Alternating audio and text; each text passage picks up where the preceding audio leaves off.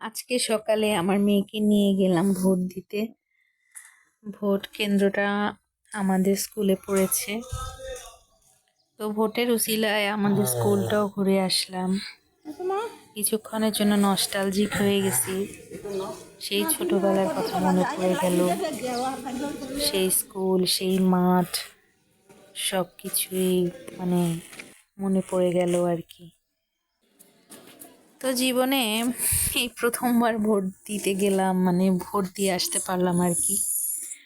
Voter তো হয়েছে আরো আগেই, কিন্তু ভোট দিতে পারলাম এই প্রথমবার। মেয়েকে নিয়ে গেলাম, মেয়ে একদম লাইনে দাঁড়াতে দিচ্ছে না, দৌড়াদৌড়ি ছোটাছুটি করতেছে।